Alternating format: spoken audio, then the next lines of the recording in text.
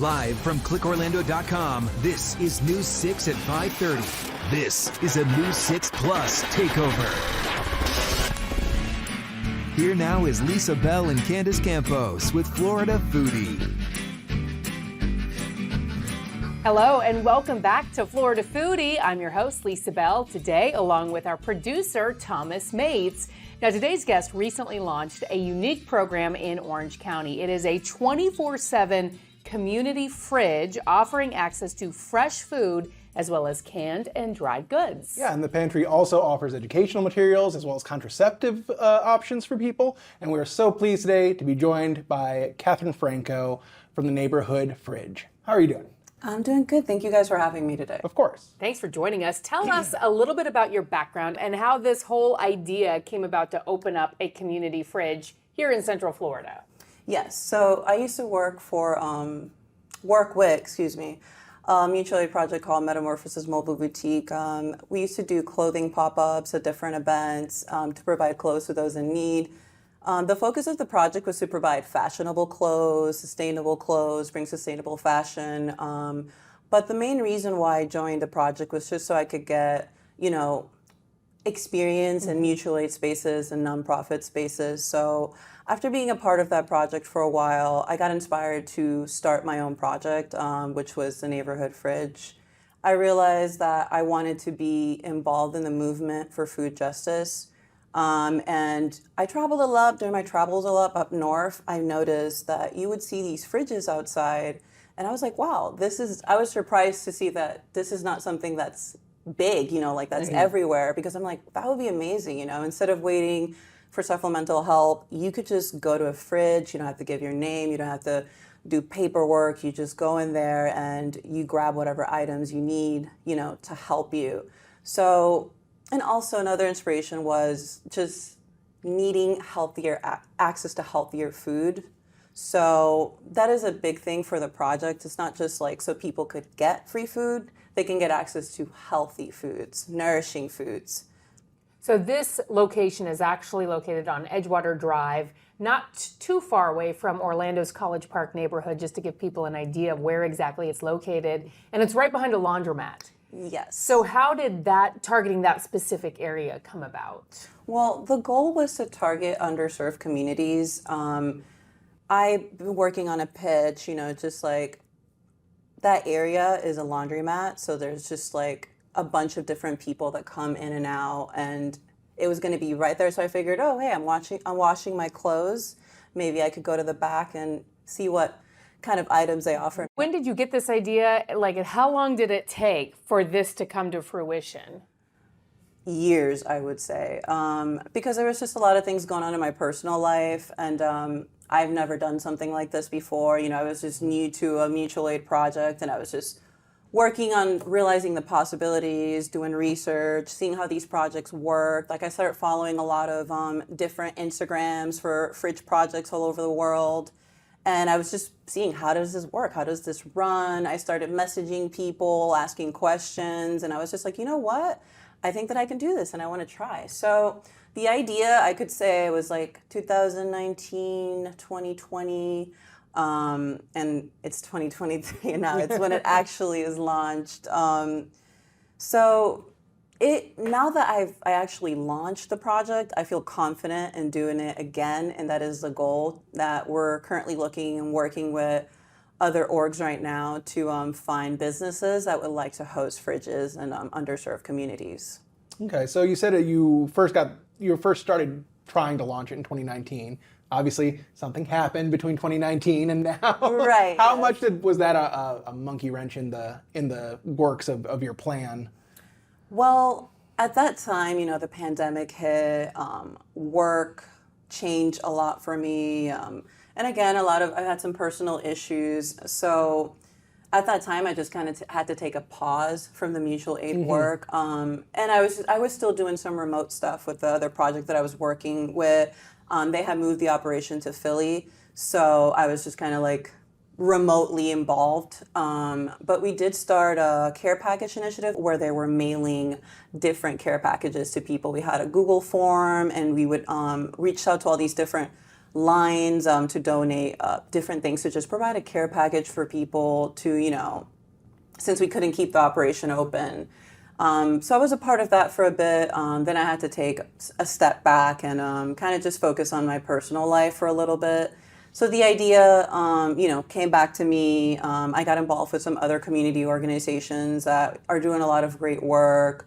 So I just started networking, asking questions, getting involved with the right people. And that's how I came across Emmanuel, which is the person that came with the whole blueprint and built the shed project. And then I thought of who do I know that owns a business? And that's when I was just like, all right, well, I thought of my friend Sean. I was like, oh my gosh, a laundromat would be great. The goal really was to have it out front, because most of these places have it out front, but where that location doesn't allow any of the businesses to have anything out front. And it makes sense once you see the infrastructure.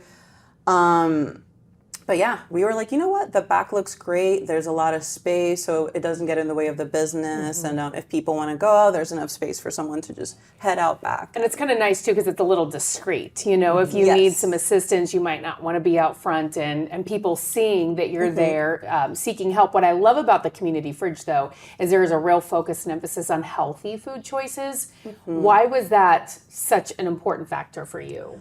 Well, me growing up, I grew up in 10 years of my life in the Dominican Republic, and we weren't the richest people, but one thing that we were wealthy in was community. And where I lived, everybody helped some way or another. I grew up where I would wake up in the morning, and I remember I would just grab a bucket of water, and I would sit. We had a neighbor that had a center garden, and it was huge. So he would share with everyone in the community, and all he asked for was that everybody help him take care of it. So my life was just I didn't realize how awesome it was to just grow up in a space like that, because I would just get up, grab a bucket of water, wash my fruit, and I would just sit there and eat it. And no one went hungry, we didn't have mansions or anything, but it was just everybody was helping one another. And I realized that that's such a beautiful thing, experiencing even now with the Fridge Project. So I wanted to be around a space of community, and coming from that space and not having access to a lot of healthy foods, I wish there were more resources where,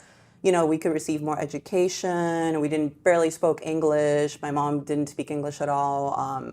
So it was just I want to be able to build a space where people who are struggling from food insecurity can have access to these healthy foods, because there's so many things that take into effect when you're not properly being fed, mental health issues, being overweight comes with a bunch of other issues. So I just want to be part of the movement that brings that resource to people that really need it, And when you eat better, you absolutely do feel better. 1,000%. So, yes, I can attest to that. Where does all the food come from? How do you stock the fridge? Honestly, it's just been a community effort. We've had a lot of local organizations like Central Florida Mutual Aid. Free Kitchen is a project that they cook food and feed people. There's been a lot of local markets. We have, today I just went ahead and picked up some food from Orlando City Pasta. They made a nice donation. Sprout Up. It's just, and then just regular people. The whole point of the project is, give what you can, take what you need. So it's if you have some extra groceries at home that you think is going to go bad and you're not going to be able to eat it, you can go out to the local fridge and take it out, and then someone that needs it can take it. So it's just been donations from everyone. I also refill the fridge with the donations as well, but it's just been a community effort. Random people can just go up there and put whatever they want in the fridge. Yes, of course. We're currently we're working with an organization, nothing's set in stone yet, but we're working on bringing care packages as well, with hygiene products, diapers. Right now, we're being an organization is giving us some called Blue Trunk. They're giving us some diapers. They've been helping us a lot with bags as well for people to take to fill in with the a little grocery store. Still ahead on Florida Foodie, items you should probably avoid. I can't bake some cookies at my house, and I'll put them in the pantry is what I'm hearing you say. Florida Foodie is back with Katherine Franco. She's the force behind the Neighborhood Fridge, an innovative solution to fighting hunger in the Orlando area, with the help of volunteers and a local business. We came across the organization Florida Access Network. We had them reach out to us, and they offered to purchase all the materials to build the shed. And they did. They purchased all the materials. We picked them up, took them to the builder's house. He built it. Brought back. It was just so cool seeing this whole thing come together. And then once we built the shed, the next thing was, let's do a pop-up event. And we were thinking of ideas that would be attractive for a pop-up event. And it was just like, well, we're going to paint the shed, so why not just bring all the artists? And then we did a call to artists, had a bunch of really cool local artists reach out to us. And literally how everything came together with the artists, you would think that these people knew each other and they were best friends that painted things together all the time. They're talented is what I'm hearing you say. Yes. They were really talented and they were able to work together really well. What were the important things that you wanted it to showcase? So I told them, obviously we were going to have free food. That's a big one. So we wanted to be diverse as well and add different languages as well. So free food, we had free food in English and Spanish and in Creole. So, and also just letting people know we're fighting for food justice. And then I told artists, hey, just have some fun.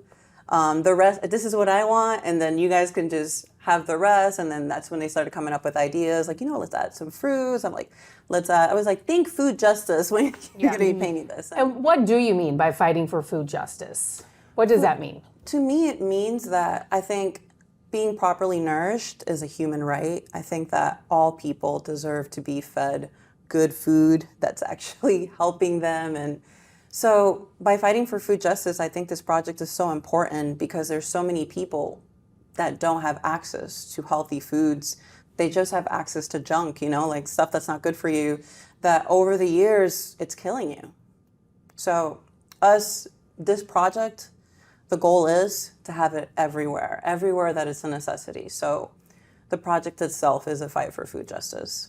And so you've had it there for a little while now. What's been the reaction from the community that it's in? Have you seen a big turnout?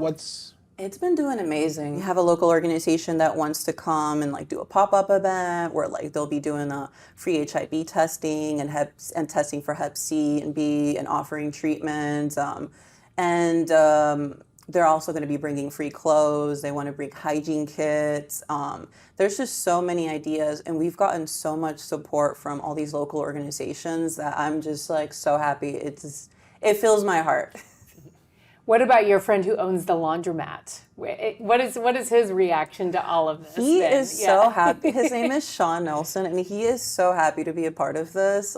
When I pitched the idea to him, he was just like, yes, this would be amazing. I'd love to do it. Literally, we're even trying to work on possibly opening the second fridge location at their second location in Hiawassee, because that's another really good location for it. What has surprised you the most with this whole process? I would say the impact. I wasn't sure how it was going to be received, but so far I've just been, like I said, I've been overwhelmed with joy with just how everyone's just coming together to help, and be a part of this. And so many people want to be a part of this. And that makes me so happy. What were some of the hurdles and challenges and obstacles that were thrown up trying to, prevent you from moving forward? I would say so far it was just the funding. Right now we're still dealing with funding issues. This project is all community led and all donation led. So the hurdle was just we have so many ideas and so many things we want to do, but that was just the funding. Oh my gosh, what are we going to do? How are we going to figure this out? And just bringing people together, just the insecurities of doing something like this. You're oh my gosh, how is this going to be received? But so far, it's been great. But I would say the challenge is just that, and no one has let me down. I'm sorry, I have no complaints. I'm just really I mean, seems like a relatively unique program here in Central Florida, and most certainly in Orange County. Has anyone from the county reached out to you about this and how they might be helping or how they could help? No, they haven't. I'm actually just getting just acquainted with a lot of different people. You know, I'm new to the nonprofit world, or we're working on getting our status. And right now we just recently got a fiscal sponsor. So it's just been me trying to understand how to before getting the 501c3 status, because that in itself is just a whole nother, you know, workload. So I'm just trying to get situated, trying to have like reaching out to like local farms to see who's willing to help distribute, you know, becoming a distributor, so we can have like a good traffic of things coming in. Because right now there's nothing that's like set in stone with anybody donating. So it's just been like, okay, this person donated, this person donated. So I'm just working on trying to make this a more consistent thing and getting bigger donors so that we can expand, and then be sure to say, hey, if I open another location, I know that I'm going to have lettuce there and I'm going to have tomatoes there. Which is a challenge we have certainly heard over and over and over again through the years, the whole logistics of it, because we have so much food waste and no one wants to see that, but it's how do you actually get that to the people who need it? Exactly. Yeah, and having, you know, community fridges where people are who, you know, may not be able to drive across town to this location or to a grocery store, but to have this in their backyard has got to be key. And we have heard people doing kind of turning little free libraries into community food banks. But pantries. this is like the next level, because you actually have a real refrigerator plugged in. Yeah. Yeah, and there are some do's and don'ts insofar as what people can donate, right? Yes. So projects like these are protected by the Emerson Food Act. So you have to make sure that you're in compliance with that, or else, you know, it could cause some issues. And so we want to make sure that, you know, everything is just packaged foods. We know the allergens. We know all of the ingredients. If someone were to put in, you know, like a cooked meal, that's what we prefer it to be like from a restaurant. Right. And so we know this came from this restaurant. I can't bake some cookies at my house and go put them in the pantry is what I'm hearing you say. Well, if you did, Lisa, you would have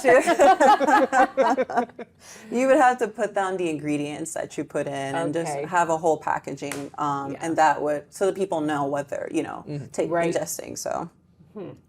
There's a lot. I cannot imagine everything that you've learned throughout this whole process. A lot. Yes.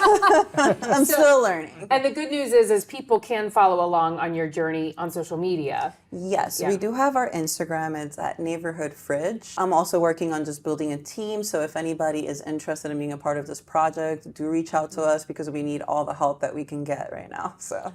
So you had mentioned that you're already kind of looking at potentially doing a second location. What do you think is going to be your timetable for that? Or is that just more like, you know, this will happen eventually? Definitely it's not going to take me 4 years. Now I have a better structure, and I'm dedicating my time to this project more. I'm involved now. I'm fully involved. So I'm just trolling Craigslist for fridges. Right? Hey, Craig, do you guys have any fridges?